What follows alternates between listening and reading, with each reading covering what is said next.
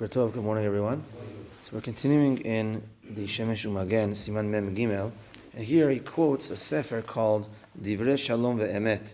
This is one of the Toledanos, I forget which one, written about 50 years ago, who stands up for a lot of Moroccan minhagim. But Rabbi Shalom Asas, of course, Chief Rabbi of Morocco, Chief Rabbi of Yerushalayim, he argues on a few points. And it's a long teshuvah, but he breaks up into various points that he argues on. The first one is as follows. He quotes actually Rabbi Shlomo Amar in the following halacha that goes as follows. So we know that at times after the Beracha Achrona, ideally, if there's a minyan, if there's a zimun, to do kol shel bracha. We see it, of course, for Sheva brachot, but you make a bor pri gefen after the Beracha Achrona. So he says as follows: that if the Shulchan Aruch says after you make the bracha bor pri gefen after the Beracha Achrona, then of course you make the bracha me'en shalosh afterwards, the Beracha Achrona on that wine. Okay, says the Magen Avraham that if, let's say, now you're going to have desserts, you did Beracha Achrona, you did bor pri gefen, you don't have to rush and say the Beracha Achrona bor pri gefen right away. If you're going to have dessert and you want to have some more wine or whatever, go ahead, have dessert, have some more wine, and you don't have to make a new bor pri gefen on additional wine that you want to have, because you already said bor pri gefen on the kosher bracha of Beracha Achrona. Fine, perfect.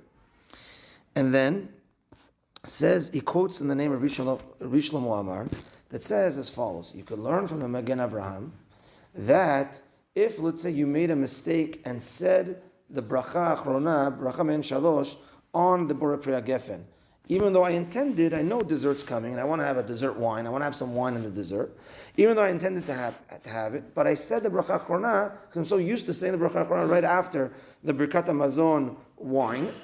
So says Rabbi Shlomo Amar, we could deduce from the Magen Avraham that even though you said the Beracha Achrona on this wine, you don't need to say a Beracha Rishona on the next wine that you're going to have at dessert.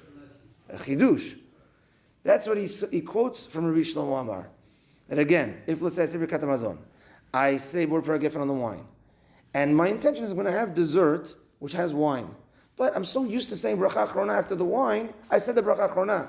Says Rabbi Shlomo Amar, quoted by Divrei Shalom ve'emet, that you don't need to say Beracha Rishona on the new wine that you're having, because that was your intent when you said bor pri gefen right after Beracha Hamazon.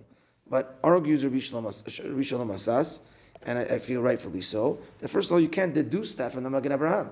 The Magen Avraham just said that if I say bor pri gefen after Beracha Hamazon, you don't have to rush to say the Beracha Achrona, but you can say Beracha Achrona later and continue drinking wine. He never said that if you accidentally said Beracha Achrona, that you don't have to say Beracha Rishona.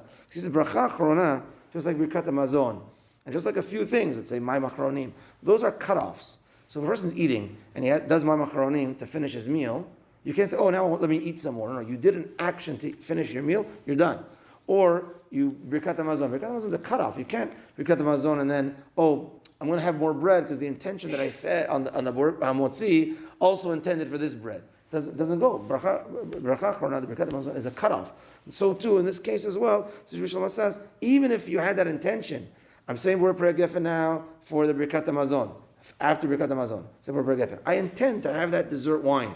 But because I'm used to saying Beracha Achrona right away, I said the Beracha Achrona. Nevertheless, you've shown an act of cutoff. You've cut off, and now you've said Beracha Achrona on that wine, and now you're starting again, and you want to start again and have that dessert wine, you have to make a bor pri gefen. So when in Pesach, for example, we have wine without saying Beracha Achrona, we say a gefen. So if you're using an Ashkenaz, so the big difference between Ashkenazim and Sfaradim is Ashkenazim say 4 bor pri gefens on the 4 cups. We only say what? Sfaradim say 2 on bracha, exactly on the first cup and on the third cup, right? So and that's fine. You're saying on the first cup and you're having in mind for the second cup, and then you do Beracha Hamazon. It's a stop. Even though this is an excellent example, because even though I know Pesach means 4 cups of wine, how about that first bor pri gefen is going to cover for all 3, all the rest of the 3? No, Beracha Hamazon cuts off. And now you start again, bor pri gefen again for 3 and 4. Why Ashkenazim do 4? I don't know, because you did number 1. There's no separation. You just did magid, and then you do number 2. Okay, that's a different question. But But that's an excellent point that Birkat Hamazon cuts it off, and I make a new Bor Perek Geffen for number 3 and number 4. Okay, that's that. That's that for today's halachot. Mincha tonight at 7:05, and Gemara Shiur tonight at 8:30. Have a good day, everyone.